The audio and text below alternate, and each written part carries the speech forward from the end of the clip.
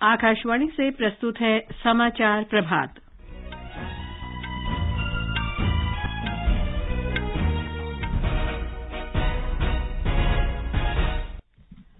प्रधानमंत्री नरेंद्र मोदी ने कहा, सरकार भौतिक, डिजिटल, सामाजिक और सांस्कृतिक कनेक्टिविटी पर समान रूप से जोर दे रही है।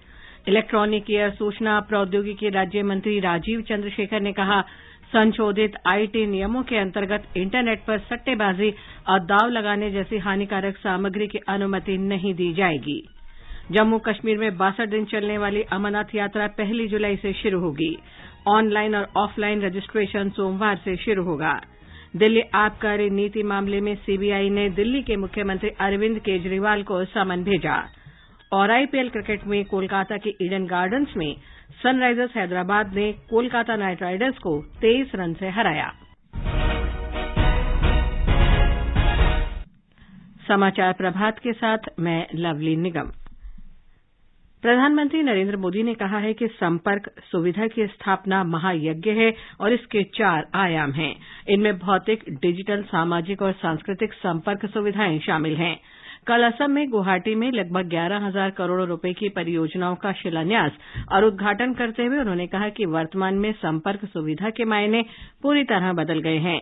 श्री मोदी ने एम्स, 3 मेडिकल कॉलेजों और रेल सहित कई परियोजनाओं की शुरूआत पर प्रसन्नता व्यक्त की। उन्होंने कहा कि सरकार इस क्षेत्र में सड़क, रेल और हवाई यातायात बेहतर बनाने पर जोर दे रही है। नॉर्थ ईस्ट की रेल कनेक्टिविटी से जुड़ी हुई कई प्रोजेक्ट की भी शुरुआत हुई है। ब्रह्मपुत्र पर कनेक्टिविटी बढ़ाने के लिए एक और ब्रिज पर काम शुरू हुआ है।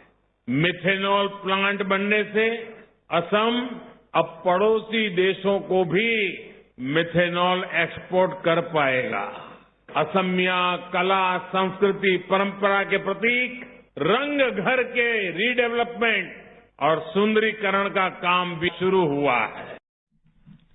प्रधानमंत्री ने कल बिहू का रंगारंग नृत्य भी देखा, जिसमें 10,000 से अधिक कलाकार शामिल थे। उन्होंने कहा कि रोंगाली बिहू त्योहार असम के लोगों की भावना के साथ गहराई से जुड़ा हुआ है। इस अवसर पर असम के मुख्यमंत्री श्री हेमंत बिस्वा शर्मा ने प्रधानमंत्री की मौजूदगी में गिनीज वर्ल्ड रिकॉर्ड का प्रमाण पत्र प्राप्त किया। ये प्रमाण पत्र बिहू नृत्य के सबसे बड़े आयोजन का रिकॉर्ड बनने पर दिया गया है। ब्यौरा हमारे संवाददाता से। लगभग 1 महीने की कड़ी मेहनत के बाद असम के सबसे प्रिय सांस्कृतिक कार्यक्रम यानी बिहू को गुवाहाटी के सरुसजाई स्टेडियम में प्रधानमंत्री नरेंद्र मोदी और अन्य गण्यमान्य व्यक्तियों के सामने प्रदर्शित किया गया है। 11,304 बिहुआ और बिहुवती ने इसी स्थान पर बिहू नृत्य किया और एक ही स्थान पर सबसे बड़े बिहू नृत्य की श्रेणी में गिनीज वर्ल्ड रिकॉर्ड में प्रवेश किया। साथ ही 2,548 ढोलिया ने भी सर्वाधिक संख्या में ढोल वादन के श्रेणी में Guinness book of world records में प्रवेश करके इतिहास रचा। मानस प्रतिम शर्मा, आकाशवाणी समाचार, गुवाहाटी। श्री मोदी ने असम में गुवाहाटी उच्च न्यायालय के प्लैटिनम जयंती समापन समारोह को संबोधित किया। उन्होंने कहा कि 21वीं सदी के भारतीयों की आकांक्षाएं असीमित हैं। उन्होंने कहा कि इन आकांक्षाओं को पूरा करने में न्यायपालिका को एक सशक्त और संवेदनशील भूमिका निभानी है। प्रधानमंत्री ने कहा कि अप्रासंगिक कानूनों को समाप्त करने से अदालती मामले कम हुए हैं। हमारे यहाँ के कई कानूनी प्रावधान पूरी तरह अप्रासंगिक हो चुके हैं। हमने ऐसे 2,000 केंद्रीय कानूनों को खत्म कर दिया। 40,000 से ज्यादा कंप्लायंसेस को भी समाप्त किया है।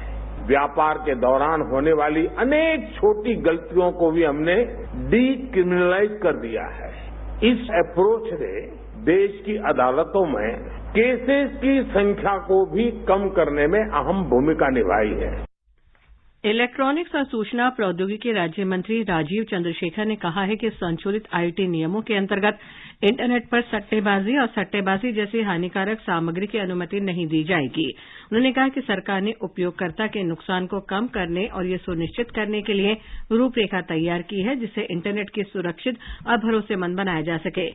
मंत्री कल ट्विटर स्पेस पर संशोधित आईटी नियम 2021 पर सूचना और प्रसारण मंत्रालय की वरिष्ठ सलाहकार कंचन गुप्ता के साथ बातचीत कर रहे थे।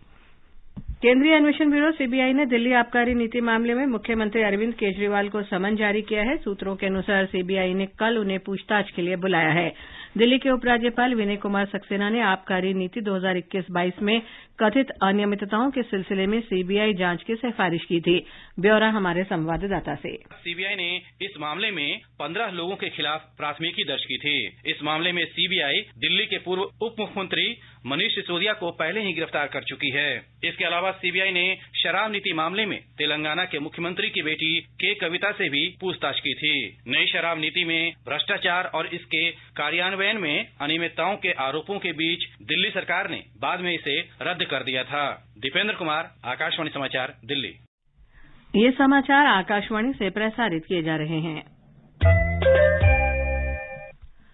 जम्मू कश्मीर में 62 दिन की अमरनाथ यात्रा इस वर्ष 1 जुलाई से 31 अगस्त तक चलेगी। ये यात्रा अनंतनाग जिले में पहलगाम और गंदरबल जिले में बालतल मार्गों से एक साथ शुरू होगी।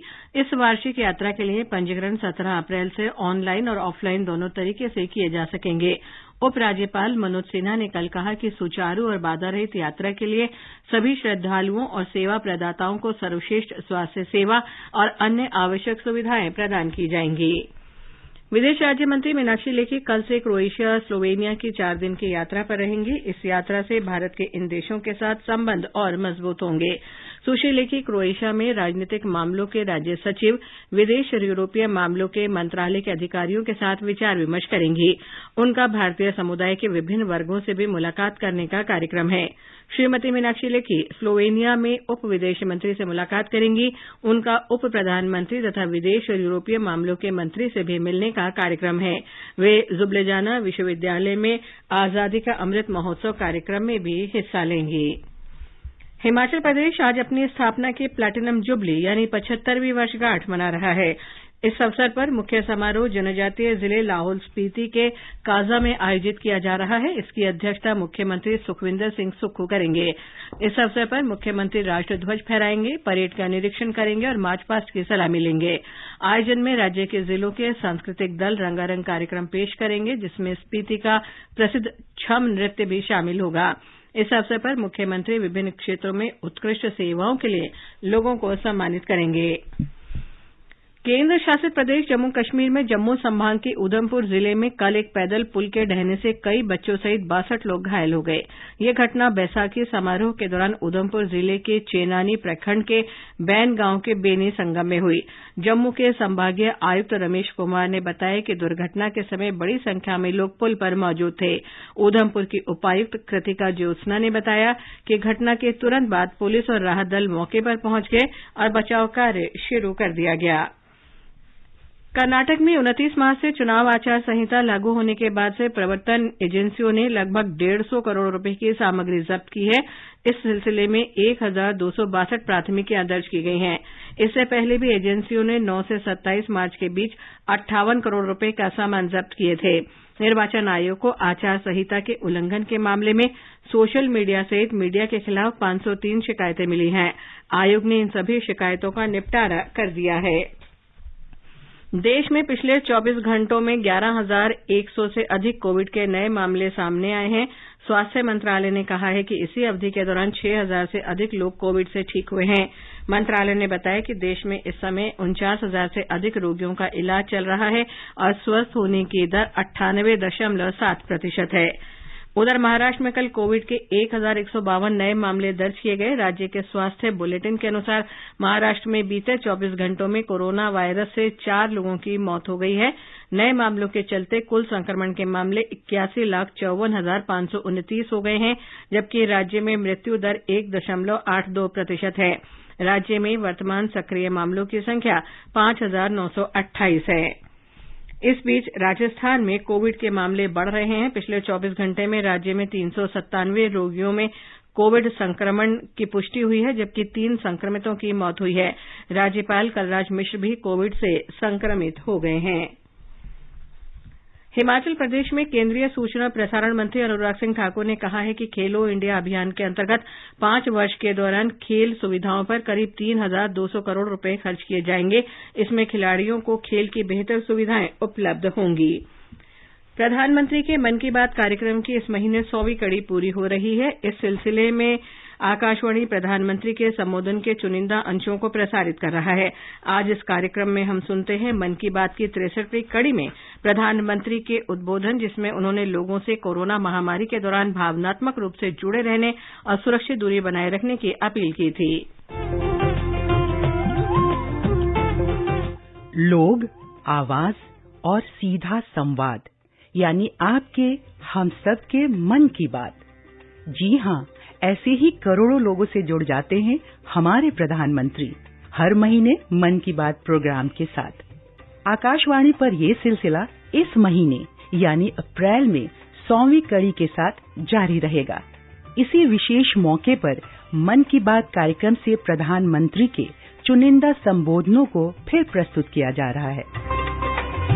इस विशेष कार्यक्रम की 63वीं कड़ी में पेश है प्रधानमंत्री का वो संदेश जिसके जरिए उन्होंने कोरोना की आहट के बीच बचाव के लिए सामाजिक दूरी की बात कही थी। साल 2020 का मार्च ही वो महीना रहा जब कोरोना की महामारी ने दस्तक दी। तब नहीं लगा कि महामारी लंबा चलेगी, लेकिन सोशल डिस्टेंसिंग को लेकर दुनिया की राय एक थी। 29 मार्च 2020 को प्रसारित मन की बात में प्रधानमंत्री ने कोरोना महामारी से बचाव के लिए सामाजिक दूरी बनाए रखने का संदेश दिया। प्रधानमंत्री का संदेश बेहद जज्बाती रहा। महामारी से बचाव के लिए सामाजिक दूरी भले बढ़े, लेकिन जज्बाती दूरी ना रहे। कोरोना वायरस से लड़ने का सबसे कारगर तरीका सोशल डिस्टेंसिंग है, लेकिन हमें ये समझना होगा कि सोशल डिस्टेंसिंग का मतलब सोशल इंटरेक्शन को खत्म करना नहीं है। वास्तव में ये समय अपने सभी पुराने सामाजिक रिश्तों में नई जान फूंकने का है, उन रिश्तों को तरोताजा करने का है। एक प्रकार से ये समय हमें यह भी बताता है कि सोशल डिस्टेंसिंग बढ़ाओ और इमोशनल डिस्टेंस घटाओ।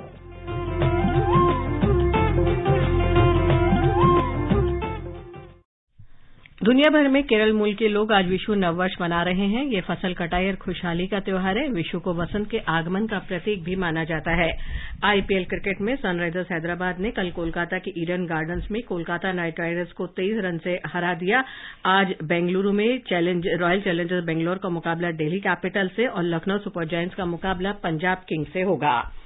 गांगे, पश्चिम बंगाल, ओडिशा, तटवर्ती आंध्र प्रदेश और बिहार में अगले 4-5 दिन लू चलने के आसार हैं। मौसम विभाग ने कहा है कि भारत के मध्य, पूर्वी तथा उत्तर पश्चिमी भागों में अधिकतम तापमान 40 से 42 डिग्री सेल्सियस रहने का अनुमान है।